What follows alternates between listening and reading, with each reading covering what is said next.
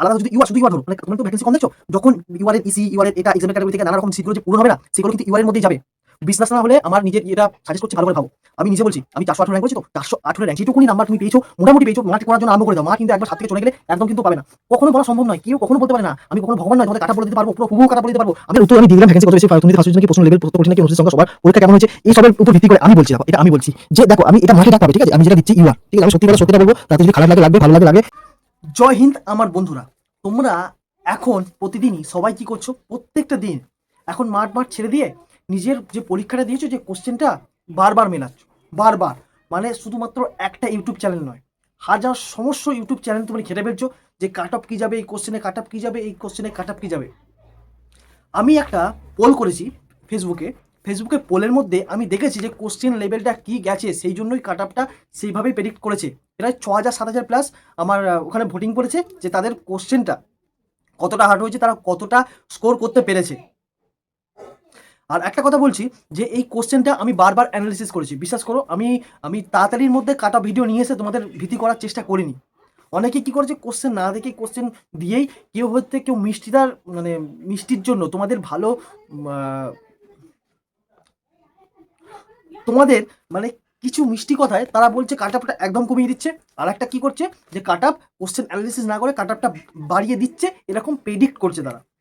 তো আমি অনেক একটুখানি অ্যানালিসিস করলাম, এই কোশ্চেনটা অনেক অ্যানালিসিস করেছি, সেই জন্যই ভিডিওটা দিতে অনেকটা দেরি হচ্ছে, অনেকটা। তো অনেক কিছু ভাবলাম, অনেক কিছু।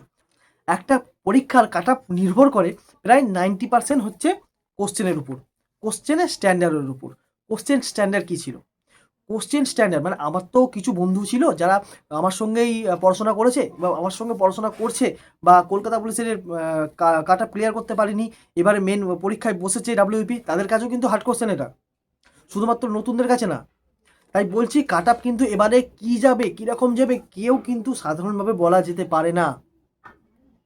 অনেকে কোশ্চেন দেখবে ওখানে তাড়াহুড়োর মধ্যে ভুল ভাল করে এসছে, এটা স্বাভাবিকভাবে হয়। কিন্তু কোশ্চেন একটা কথা বলি, এই কোশ্চেন লেভেলটা মানে কি বলতো, ম্যাথ দিয়েছে, ক্যালকুলেশন দিয়েছে, ঠিক আছে, ক্যালকুলেশন ম্যাথ দিয়েছে, কিন্তু করার মতো দিলেও কিন্তু সময়ের জন্য করতে পারোনি, এরম অনেকে হয়েছে। জিকেও তাই, জিকেও একটা দুটো কোশ্চেন মানে প্রচুর টাফ হচ্ছে, আর জিআই ভালো রকমই এদিক ওদিক থেকে ঘুরিয়ে দিয়ে এসছে, অ্যাডভান্স লেভেলের করেছে। শুধুমাত্র আমি না, ইউটিউবে যে কোনো স্যার যে কোনো কিছু যে কাট আপটা বলবে, হুবহু ম্যাচ করা অসম্ভব। তাই বলছি নিজের মধ্যে কনফিডেন্স রাখো, নিজের মধ্যে ভরসা রাখো, যেটুকুনি নাম্বার তুমি পেয়েছো, মোটামুটি পেয়েছো, মাঠ করার জন্য আরম্ভ করে দাও। মাঠ কিন্তু একবার হাত থেকে চলে গেলে একদম কিন্তু পাবে না। কখনো বলা সম্ভব নয়, কেউ কখনো বলতে পারে না আমি কখনো ভগবান নয়, তোমাদের কাট আপ বলে দিতে পারবো, পুরো হুবহু কাট আপ বলে দিতে পারবো।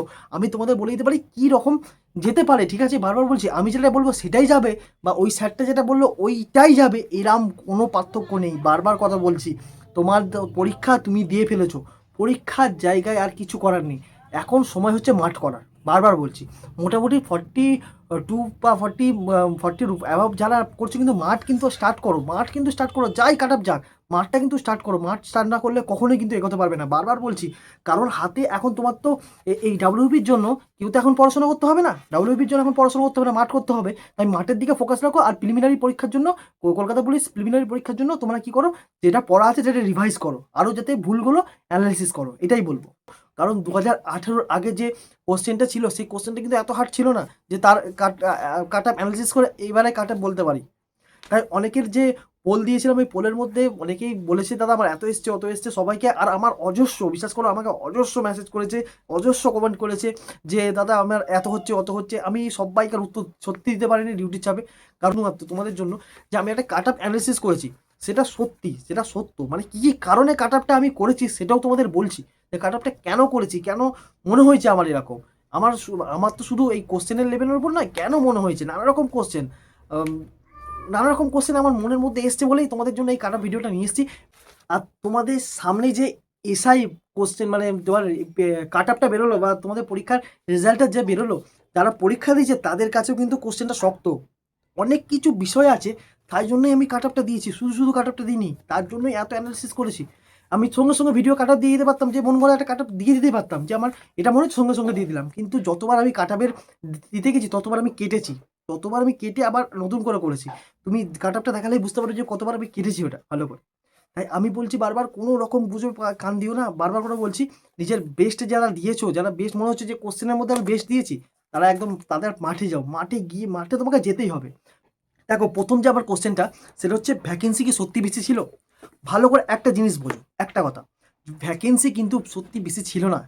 কেউ কেউ বলছে ইউআরের তো ইসি এটা ওটা হাবিচাবি করে কাট আপ কমিয়ে দিয়ে মানে ইয়ে করে দিয়ে শুধু ইউআরে এত করে অল্প কটা সিট পড়ে রয়েছে।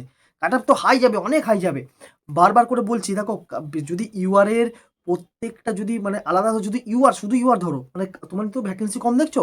যখন ইউআরের ইসি ইউআরের এটা এক্সামটেড ক্যাটাগরি থেকে নানা রকম সিটগুলো যে পূরণ হবে না, সেগুলো কিন্তু ইউআরের মধ্যেই যাবে।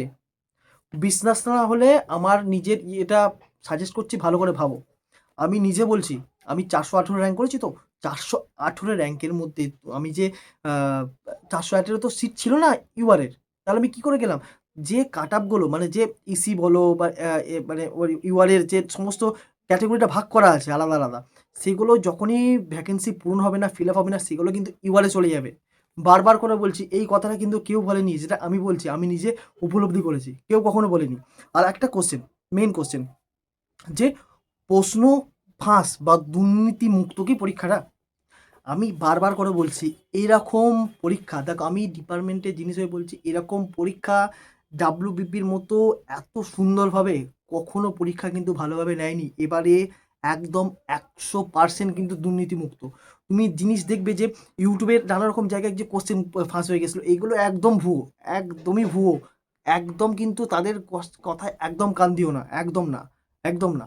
কারণ এইবারে স্বচ্ছতা 100% গ্যারেন্টি, বলে দিচ্ছি পাচ্ছি। প্রশ্ন লেভেল সত্যিই কঠিন, সত্যিই কঠিন, সত্যিই কঠিন। আমার কাছে মোটামুটি কোশ্চেন কিন্তু মোটামুটি কঠিন লেগেছে, কিন্তু একদম পুরোপুরি কঠিন না, এটা মডারেট কোশ্চেন, যেটার মধ্যে যারা একদম 4-5 বছর 6 বছর ধরে পড়ে রয়েছে, ঘেসে ঘেসে ঘেসে ঘেসে ঘেসে ঘেসে পাচ্ছে না, তারাও কিন্তু ভালো স্কোর করতে পেরেছে। আর যারা মোটামুটি 2 বছর 1 বছর যারা রিটার্ন শুরু করেছে, তাদের কিন্তু পরীক্ষাটা ভালো হয়নি। আর যারা ওরকম যে 5-6 বছর ধরে পড়ছে, ভালো করে করছে, তাদের কিন্তু সংখ্যা খুবই কম। তাদের জন্য কাট আপ কিন্তু হয় না।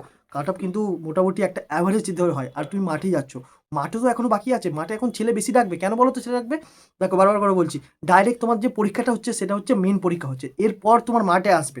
তাই মাঠে তো ছেলে বেশি ডাকতেই হবে। অনুপস্থিত সংখ্যা মেন হচ্ছে যে যে জিনিসটা সব থেকে বেশি হচ্ছে অনুপস্থিত। আমাদের পরীক্ষা কেন্দ্রেও দেখা গেছে প্রিলিমিনারি পরীক্ষায় এটি বেশি দেখা যায়, মেন পরীক্ষায় কিন্তু কম দেখা যায়। কিন্তু তোমাদের যেহেতু এখানে একটা পরীক্ষা, এখানে বিশ্বাস করো আমি অনেক ছেলেকে জিজ্ঞাসা করেছি এবং নানা রকম দাদাদের থেকে জিজ্ঞাসা করেছি অ্যাটেন্ডেন্স কেমন ছিল। সত্যি কথা বলছি কি, অ্যাটেন্ডেন্স সব থেকে এবারের পরীক্ষায় কম ছিল। প্রায় 40%, কিছু কিছু সেন্টারে হচ্ছে 50% অ্যাবসেন্ট ছিল ঘরে প্রত্যেকটা রুমের মধ্যে।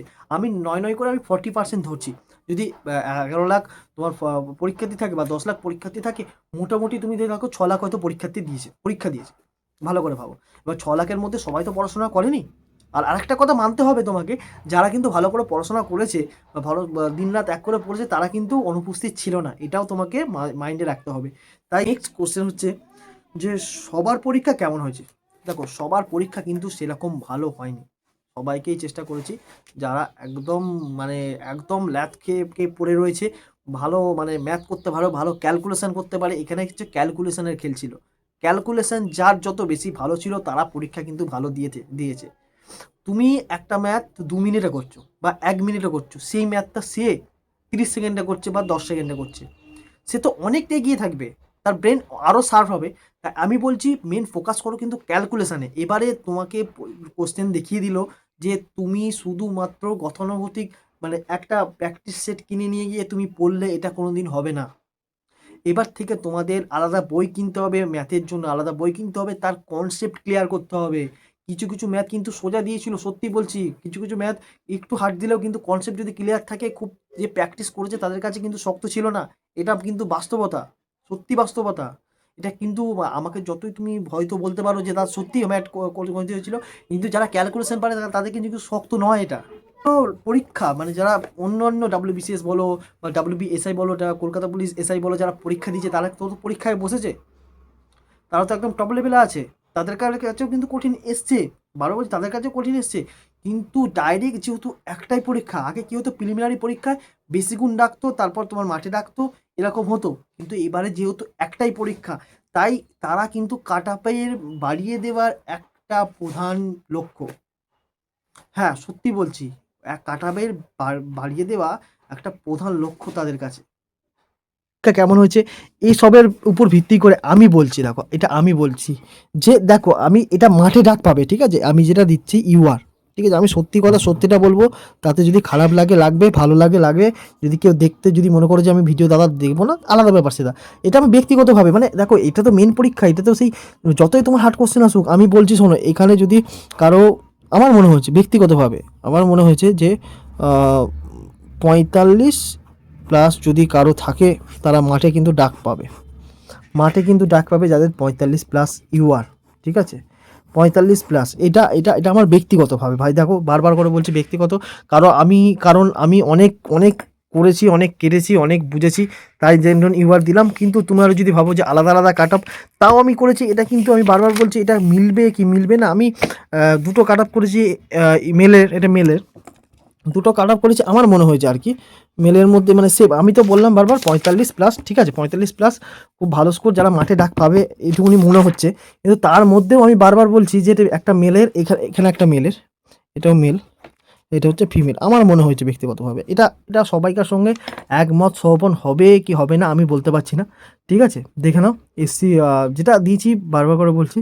এবার দেখো আমার মেন যেটা মনে হয়েছে, যদি কোনো কারণে তোমাদের কাট আপ বেড়ে যায়, তাহলে এই কাট আপটা যাবে, এর বেশি যাবে না, যদি মোটামুটি কাট আপ যায় 45, মনে করো 45 46 এরকম ইউআরএস যেতে পারে, আর যদি কাট আপ যদি কোনো কারণে যদি যারা ভালো পরীক্ষা দিয়েছে বা অন্যান্য পরীক্ষার্থীরা যদি মাঠে কম ডাকে, তাহলে এই কাট আপটা যেতে পারে, ঠিক আছে, আমার ব্যক্তিগত মত, আমার সম্পূর্ণ ব্যক্তিগত মত বলছি যে ইউআর 47 থেকে 51 মতো যেতে পারে, যদি মানে মাঠে কম ডাকে, ও যদি মাঠে কম ডাকে আর কি, মাঠের মধ্যে কম যদি ডাকে, তাহলে এই কাট আপটা যেতে পারে, এসসি 45 থেকে 47, ST 40, OBC B 46 49, OBC A হচ্ছে 43, আবার কেউ বলছে দাদা এর থেকেও বেশি যাবে, এর থেকে বেশি যেতে পারে না, আমার মনে হয়েছে ব্যক্তিগতভাবে এর থেকে বেশি যেতে পারে না, আমি চ্যালেঞ্জ দিয়ে বলতে পারছি না, কিন্তু আমার মনে হয় যে এর থেকে বেশি যাবে না।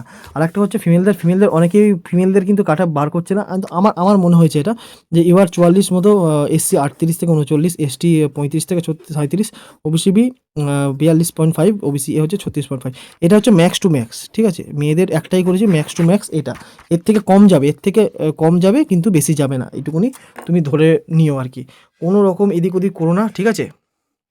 এই যে এই কাট আপটার পরও দেখো যারা কিন্তু মাঠে ডাক পাবে, মাঠের জন্য তোমরা কিন্তু প্র্যাকটিস করো, তোমাদের যাই, আমি কখনো সত্যি হতে পারি না, বারবার করে বলছি আমি কখনো সত্যি হতে পারি না, আমি বলতে পারি না যে এই কাট আপটাই কিন্তু যাবে, এইটা একদম রাইট, এটা আমি ভুলও হতে পারি, বারবার বলছি আমি ডাব্লিউবিপিআরবি না বা সবাইকার কোশ্চেন আমি ফলো করছি না, তাই আমি বলছি যে পিএটি যাদের মনে হচ্ছে 40 বা 42 প্লাসের জন্য আমি বলছি, শোনো ডাক পাবে, তারা কিন্তু মাঠ প্র্যাকটিস করো, বারবার করে বলছি মাঠ প্র্যাকটিস করো, সামনেই কিন্তু মাঠ, বেশি দিন কিন্তু সময় নেই তোমাদের কাছে, আর তোমাদের এর সঙ্গে কেপি পিলি প্র্যাকটিস করতে হবে, দুটোকে নিয়ে একদম এগোতে হবে সামনের দিকে, কখনো পিছিয়ে থাকলে হবে না, বারবার করে বলছি,